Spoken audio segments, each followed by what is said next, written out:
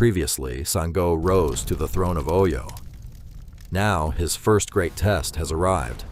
As war looms on the horizon, one battle will transform a young king into a legend. Welcome back to Africa Retold. Dawn broke over the plains outside Oyo. On one side stood the warriors of the Olówù, confident that they would crush the young king before sunset. On the other stood the soldiers of Oyo, outnumbered but determined. At their front rode Sango. This would be his first great test as king. Then, the horns sounded. Thousands of warriors surged forward. Spears collided, shields shattered. The earth trembled beneath charging feet. Oyo and Olówù had entered a battle that would be remembered for generations.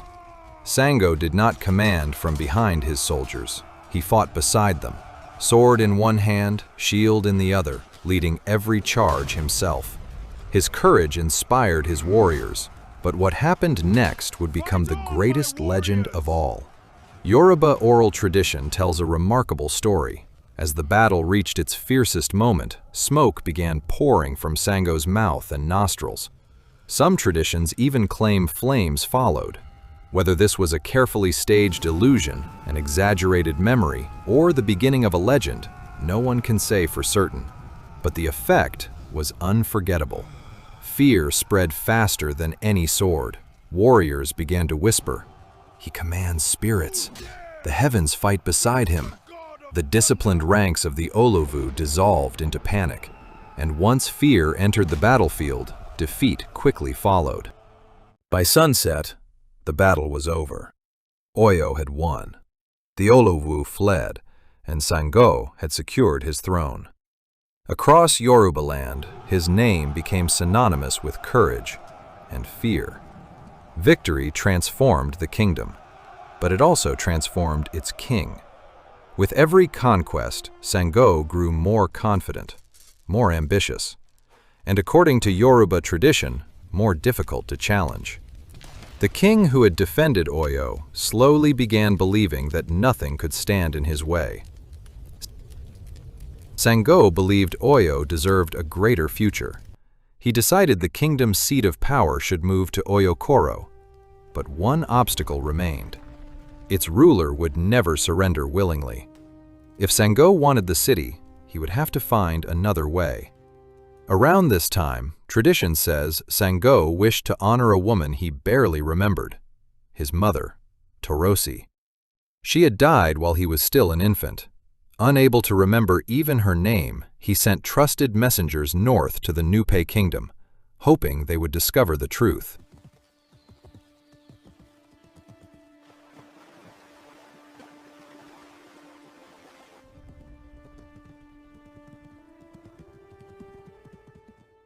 At the grave of the Nupe princess, the priest spoke a single name, Torosi. One messenger remembered it. The other, distracted by drink, did not. When they returned to Oyo, their king rewarded one and severely punished the other. The consequences of that punishment would unexpectedly shape Yoruba royal tradition for centuries to come. Tradition tells us that something unexpected happened. Members of the royal household admired the distinctive scars. What had begun as punishment was soon reimagined as a symbol of beauty and prestige. They suggested that such marks should belong not to slaves, but to princes. To prove his commitment, Sango volunteered first. The royal scarification masters prepared their blades, but when the first deep cuts were made, even the fearless king could bear only 2 marks on each arm. Those marks would become associated with the royal family of Oyo for generations. Sango's attention soon returned to politics. His ambition remained unchanged. He still intended to make O-Yokoro the new center of his kingdom. But instead of marching immediately to war, he devised a strategy, one that relied not on force, but on deception. According to tradition, Sango sent word to the ruler of O-Yokoro. He claimed the royal marks had become a new symbol of kingship. If the prince wished to be counted among the greatest rulers, he too should receive them. The invitation seemed honorable. The trap had already been set. The prince accepted. Alongside his chiefs, he underwent the ceremonial markings. But recovery was painful. For several days, the rulers of O-Yokoro could barely lift their arms. Then, on the third day, Sàngó attacked, unable to defend themselves effectively. The city fell with astonishing speed. Tradition remembers the conquest as one of Sàngó's greatest military victories. Others remember it as one of his most ruthless. However it is judged, Oyo now possessed a new capital. The royal court moved. Government officials followed. Markets expanded. Craftsmen arrived. Slowly, O-Yokoro became the political heart of Sàngó's growing kingdom. His dream had become reality, but as Sàngó's power grew, so did the stories surrounding him.